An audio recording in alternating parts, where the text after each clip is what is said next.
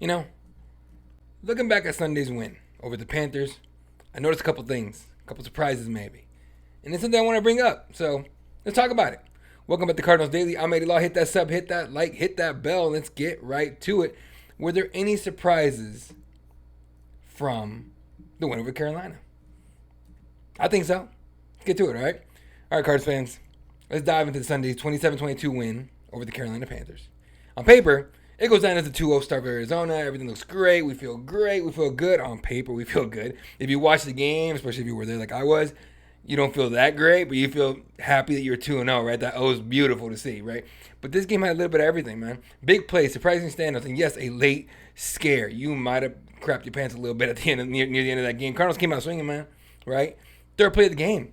I said this yesterday. Josh Sweat knocked the ball out from Bryce Young. Zayvon Collins grabbed it, ran it up, got that touchdown, celebrated like he finally earned that first round or second round pick. I can't remember exactly what round Steve Kahn picked him at, but he's been disappointing. So it was nice to see him, get a nice scoop, fumble scoop and touchdown. Boom, defensive touchdown, right? Early strike, set the tone. Arizona quick 7-0 lead, and then the offense didn't even touch the ball at that point. That was fun. From there on, the Cardinals built the momentum, right? Kyler wasn't putting up Madden numbers, nothing crazy, right? But he played efficient, controlled the game, other than that really awful interception that he actually giggled at, which kind of bothered me. We could talk about it some other day here. Actually, we'll talk about it tomorrow for sure. But 220 yards, touchdown, interception. Unfortunately, the key, it wasn't the stats; it was how composed he looks finally, right? I was harping on it before week one. I was just like, everyone keeps saying, when he gets it, he's going to be dangerous. When is he going to get it? Well, damn, he got a little bit of it. At least a little bit of composure. Nice to see, right? Now, if he could grow 3 inches, that'd be great, but that's not going to happen. So, spread the ball real nice. It was cool overall. One of the biggest storylines, Trey McBride still doing his thing. Didn't score a touchdown because everyone expected the first one. Everyone still expects Marvin Harrison Jr. to be the star receiver, right? And if you look in the stadium, I was wearing an 18 jersey. I don't know if you guys saw it on the video. I was wearing a Marvin Harrison 18 jersey. Everyone was wearing those. There's plenty of McBrides, way more than MHJs. Way more, okay? So we're still expecting him to do it. And McBride was the one that made it happen. Great. Safety valve for Murray, grabbed it, especially on third down when we needed it, he got it. And it's clear the offense trusts him in big spots. By halftime, Arizona full control, 20-3. Awesome game. We feel good. It's a Sunday. It's 120 degrees outside, but it don't even matter. We're indoors. The AC's going. The roof is closed. We're up by a ton. James Conner comes in the third quarter. Boom, touchdown, 27-3. It is over. We're happy. All we got to do is put on cruise control here, keep playing like we're playing, and we might win 40-3. You never know. And then Bryce Young said, oh, yeah, I can play a little bit of football. Great. Came alive. Ends up with was a career high 328 on the yards and 3 touchdowns, and 2 of them to Hunter Renfrow. Which, if you're giving up touchdowns to Hunter Renfrow, you just ain't hungry enough to stop the guy. That's he's in the mold of Julian Edelman, a kind of guy that should not be in the league for any reason. It makes it happen. So suddenly, what was a 24-point cushion turned into 5 with 2 minutes left to play. To recover the onside kick. What are we doing, right? So what are the surprises here? Calais Campbell, game-sealing sack. Cardinals survived the rally and all that. I think one of the biggest surprises to me was the defense, right? Because this is not a bend and don't break. Again, I talked about this yesterday. This is not supposed to be, and it isn't, a bend but don't break group, right? Every defensive mind on TV, on anywhere, and analysts, on podcasts, we're trying to bend, not break. No. We are a playmaking defense. So why was it such a big surprise that we screwed that up? It made no sense to take your foot off the gas like that, right? It's just weird. I think the biggest surprise to me out of the game here, and again, maybe I didn't touch on the surprises as much as I really wanted to. Now that I'm thinking about it, but I think the biggest, I'll give you 3. Kyler Murray efficiency and a little bit of composure. That was nice, right? That one play, he 30-yard gain. If you guys remember, he snaps the ball. They send the safety on a blitz. He almost grabs Murray. Murray kind of ducks through, cuts through the line, goes in, gets 30 yards. He ran 67 yards total to get those 30, and he was hyped about it. And the very next play threw an interception. I get it, totally understand, but you get my point, right? He's starting to realize, it's 7 years in, when to run, when to not run. What he hasn't realized yet is when to take a damn sack. You don't throw the ball up in the air like the way he did and get intercepted. I mean, that's basically, it's like when you were a kid playing 500, right? Same thing. He was like 500 and ducked down, right? And yeah, so that's just. And again, a guy like Kyler Murray, you don't want to get hit. You're little. That's what it is. Right. So to me, that was one of the surprises. The other big surprise, to me. Okay, no, not a surprise. Drew Petzing is a terrible play caller. Oh my God, that was awful. Now I get it. Everyone's gonna get on me about it. We're up 23 or 27-3 in the third quarter, and then the defense is the one to give it up. I get it. But once that happened, we started losing the lead. That play calling got even worse. How does that happen, Drew? What are you doing? It's insanity. It's crazy, right? I don't know what we need to do, but Drew, you got to get it together, brother. Like, come on, man. We can't be doing this. We cannot. Some of the play calling, some of your play calls are awful, and I get it. Maybe you think I'm going back to week 1. Maybe you think on 3rd and 20, we're gonna catch him off guard. Yeah, we'll send James Conner in the middle. They'll never see it coming. James Conner is the size of a linebacker. You don't think they're gonna see him coming? My boy, please get it together. Please.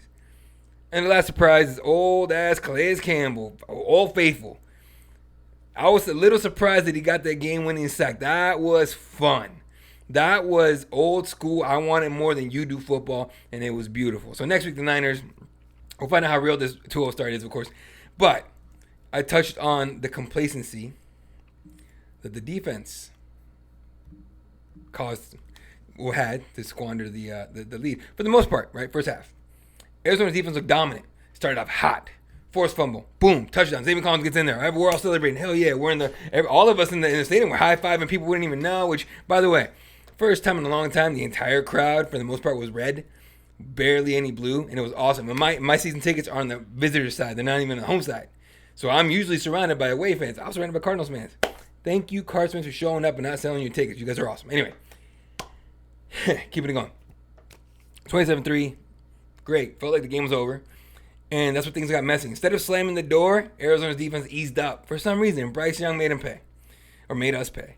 Panthers went to quick passes, spread concepts, up the tempo. And suddenly the Cardinals' secondary started giving up big chunks of yardage. It wasn't like little by little by little. It was like chunk, chunk, chunk, chunk. Renfro whooped our ass. It's just straight up.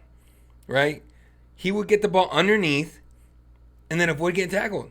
Finished with 2 touchdowns. Chuba Hubbard started found space in the flats, and the pass rush the pass rush that was so effective the first half disappeared late, giving up the 24-point lead.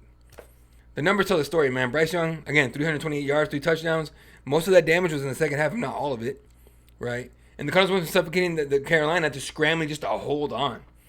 What was a 27-3 laugher became a 27-22 nail biter. If you're a Cardinal fan, I'm not nitpicking here. If you're a Cardinal fan, this is Cardinal football every single year. Jesus, the scariest moment. Carolina recovers the onside kick with under 2 minutes left. Momentum gone. See you, momentum. Enjoy Carolina. I heard the weather's crappy, but enjoy yourself. Cardinals defense had to step up late, man. And we risked one of the worst collapses we've seen in years. And again, the joke here is that Jonathan Gannon is our head coach. If you guys know, Jonathan Gannon, in the first match with the Eagles Chiefs in the Super Bowl, gave up, I think, 24 points. Gotta hope not. That's a curse right there. You guys remember the Andy Reid curse was he couldn't win the big one? Jonathan Gannon might be like, gives us 24-point leads. Hey, that would suck. Thankfully, Calais Campbell, man, delivered. Huge sack, ended the game, called game, sealed the win. But that was way closer than it ever should have been. So what happened? A few things stand out, okay? Lack of adjustments. Once Carolina went up tempo, Arizona defense did not respond quickly enough. And they kept giving up easy completions. Everyone was confused, right? Keep in mind, we lost 2 corners, starters. We lost Max Melton and Garrett Williams. They were out for the rest of the game. So we had Will Johnson, which again, Will Johnson's CB1. Yeah, he's supposed to be in there, right? But we had to rely on the young guys like Catrell Clark. Jesus, I can't even say his name. And Denzel Burke. Which, by the way, Denzel Burke, baller. You a baller, son. You have a spot in this league 100%. I hope it's with us for the longest time possible. So there was that. Again, the secondary was exposed. Corners and safeties playing soft coverage. Bryce Young took everything underneath, right? The pass, and by that means it was not just Hunter Renfrow. It was also a T-Mac, right? T-Mac would catch the ball, surrounded by Cardinals, turn, break one, and go. There was one play where he got so close to scoring a touchdown, where he catches the ball, right, jabs right, spins around the other way, and ditches. And I want to say I might have been Burke on that one. Ditches them and almost gets a touchdown. Can't be doing that. The pass rush disappeared early in the game. Sweat and Collins making life miserable for Young. Robinson getting on the act. Tomlinson getting on the act. Calais Campbell getting in the act. He had 2 sacks that game. By the fourth quarter, Bryce Young was just chilling in the pocket, hanging out, standing tall. He's like, yeah, I got this. We're good, man. These guys can get me. Can't be doing it. Complacency with a 24-point lead. It felt like the defense let its foot off the gas against NFL talent. You cannot do that. All right? You cannot do that. This isn't Arizona playing against Arizona State. Threw a little jab right there. But this is the NFL. Every team's good, right? Some are way better than the others, but still. Here's the silver lining. Even with all those issues, we still pull off the win, baby. We still got a dub. And that's just something about their ability to make big plays when they need it in key moments. Collins early, Campbell late. But the lesson's clear. If you give up that kind of second half production to a team like the Panthers, what are you gonna do when you're facing? Well, if the Niners were in full strength, right? But what are you going to do when you're facing the Eagles? When you're facing, in playoffs, maybe the Chiefs, which I know they're 0-2, but come on, all right?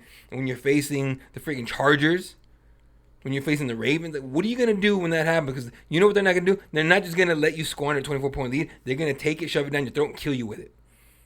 Cannot do it, okay? Bottom line.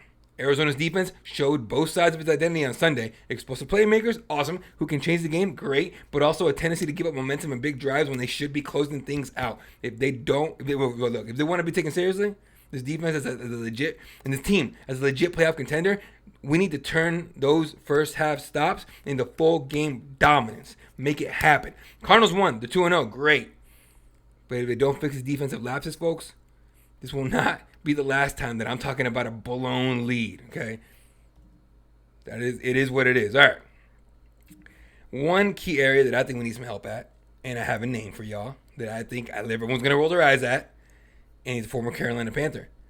We started 2-0. We look like a team that can actually make noise in the NFC, but if we really want to make that next step, we need somebody to come in, right, and show these young guys how to be pros. Yeah, look, all our receivers are young. Marvin Harrison, Michael Wilson, which, by the way, Michael Wilson, hell yeah, boy.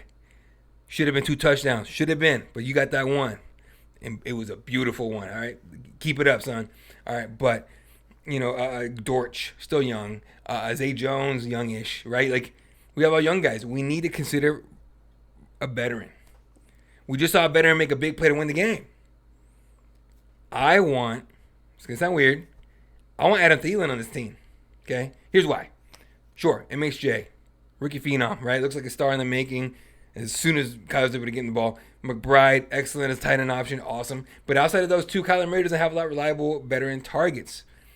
The passing game can get thin fast, especially if defense start doubling Harrison Jr. or bracketing McBride. So Thielen brings exactly what Arizona needs. Veteran savvy, reliable hands, a proven ability to move the chains. He's not going to take the top off the defense 100%. He's not going to give you 200 yards and 8 touchdowns, none of that. But he's going to win in the slot, and that's what we need. You find soft spots in the coverage, give Kyler that steady option on third down, and an offense that wants balance and efficiency, that's massive. And think about the locker room. A young Cardinals team could benefit from Thielen's professionalism and leadership. He's been in the games. He's been in big games. He knows how to prepare, and that rubs off on younger guys. We need that. We don't have a veteran. Literally, our key leader in the receiver room is freaking Marvin Harrison Jr., and he's basically 12. Okay? If the Cardinals want to turn this hot start into a legitimate playoff push, I think giving Kyler Murray a weapon like Adam Thielen could be the move. And it could be the one that makes all the difference for this offense. Take it or leave it, folks. That's how I see it. All right, hot take of the week. It's not going to be a surprise to y'all, okay? A lot of folks, they had the Niners as the NFC West favorites before the season started. And by that, I mean San Fran and Northern Cali, which I haven't checked the census numbers yet, but they're way bigger than Arizona. So it's a delusion. But here's my hot take. The Cardinals are catching San Francisco at the perfect time, and this could be their chance to steal one on the road, of course, and take them to the woodshed. Why? Brock Purdy's out. They got Mac Jones starting. That means the Niners are leaning on their backup quarterback. And no matter how well prepared he is, that changes everything. The Arizona defense just showed against Carolina that they can make game-changing plays, right? And we can seal games with defense. If they can get that kind of pressure on Mac Jones, turnovers are in play, 100%. And on the other side, Kyler Murray looks comfortable, efficient, in command. Marvin Harrison Jr., again, he's already drawing double coverage for no reason, honestly, because he hasn't proven he can kill anybody. But again, we'll talk about this some other time. And McBride he's still that dude, right? Still our legit chain mover, making it happen. And James Conner still patting the ball. Please, a little bit better there, offensive line. Give James Conner some lanes. And Trey Benson, hey, just be a bowling ball. Keep doing your thing. But suddenly, if we can make that happen, this offense is at balance to keep that San Francisco defense honest. Look, the Niners are still dangerous. I don't care what anyone says, even without Purdy, even without George Kittle. But this isn't the full strength juggernaut Arizona usually sees, right? If the Cardinals start fast and take the crowd out early and let Kyler dictate the tempo, they can shock the NFC. Now, we beat them last year 100%. And we had that one where Kyler's running, and he literally leans the ball out and kind of just goes kind of starts celebrating 20 yards out, knowing they're not going to catch him, right? But we need a balanced offense to keep San Francisco honest, okay?